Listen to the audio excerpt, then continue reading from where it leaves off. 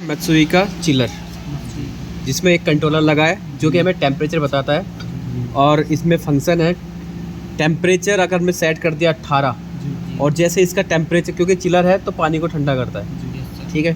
तो टेम्परेचर जैसे 20 होगा या 28 होगा, जैसे इसमें 18 सेट कर दिया, 18 में उसमें डिफरेंस होता है कि कंप्रेसर 18 पे बंद हो जाना चाहिए और जैसे ही 18 से टेम्परेचर जो उसकी डिग्री है 2 डिग्री बढ़ जाता है या 20 हो जाता है तो कंप्रेसर फिर से चल जाना चाहिए और फिर से पानी को ठंडा करके 18 तक ला देना चाहिए।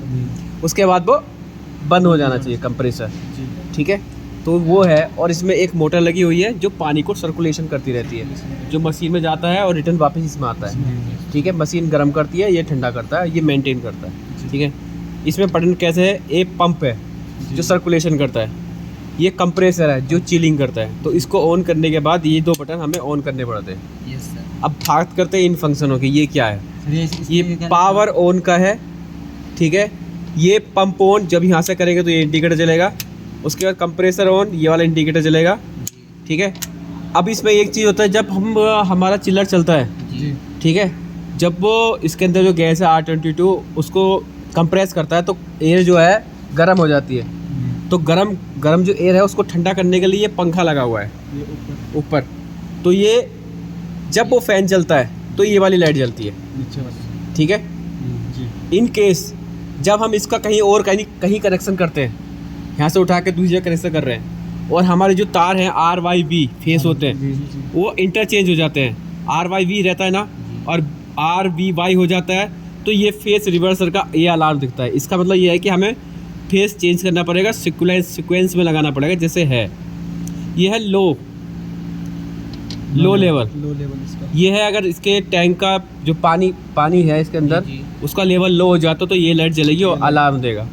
अब ये है कि इसके अंदर गैस होती है R22 कंप्रेस एयर होती है, उसमें कहीं पे चोकिंग हो जाती है, R22 गैस होती है, उसमें अगर चोकिंग हो जाती है तो प्रेशर हाई हो जाएगा, हाई होगा तो ये वाली लाइट जलेगी और ये कंप्रेसर बंद हो जाएगा, अलार्म देगा, ठीक है।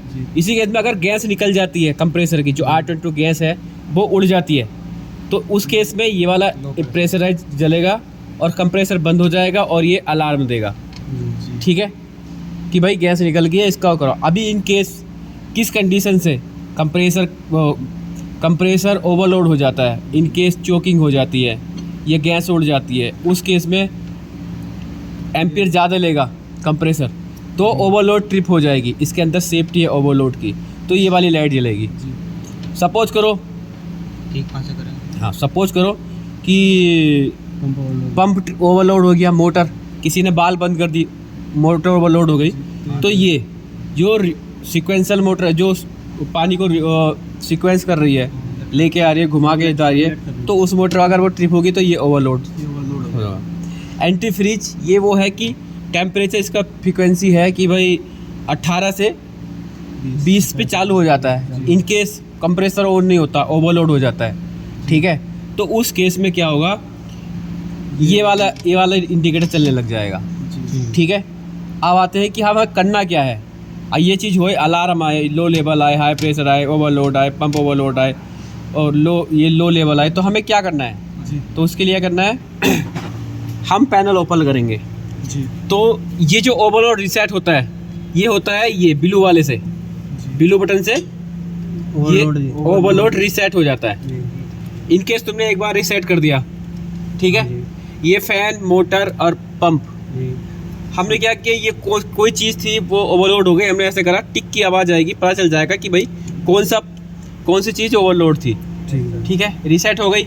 इन केस एक बार में तुमने करा, रीसेट हो गया, उसके बाद फिर से कोई प्रॉब्लम आ गई, तो हम क्या करेंगे, मल्टीमीटर लाएंगे और इसके वायर जो है ये इसमें एम्पियर चेक करेंगे कि भाई कितना एम्पियर चल रहा है। फिर अपना कंप्रेसर है वो कितना एम्पियर लेता है वहाँ पे चेक करेंगे, और वो उससे ज़्यादा है एम्पियर, कंप्रेसर अगर ज़्यादा एम्पियर ले रहा है तो फिर हमें बताएंगे, हम जो इसको रिपेयर करता है उसको बुलाएंगे और इसमें गैस नहीं है तो गैस जलवाएंगे, चोकिंग है तो चोकिंग ठीक कराएंगे। वैसे ही पंप का है, पंप कितना एम्पियर ले रहा है, ज़्यादा ले रहा है या इसकी रेटिंग में कम कर रखी है, इसकी सेटिंग होती है कितने एम्पियर पे है, यहाँ से सेटिंग होती है, ये वो पंप जितनी मोटर की रेटिंग एम्पियर रेटिंग है या पंप की कितनी एम्पियर रेटिंग है उसके हिसाब से हम सेट करते हैं, ठीक है। ऐसे ही इसमें सेट करते हैं। ये हो गया तुम्हारा पूरी जानकारी, ये जो ओवरलोड और स्प्रिंग है। इसके अलावा लोड का हो गया। हाँ, उसके अलावा इंडिकेटर हैं, ये रिले लगी हुई है, नीचे रिले लगी हुई है, ट्रांसफार्मर काम करता है, ये अलग चीज़ हो गई। ठीक है। ठीक है।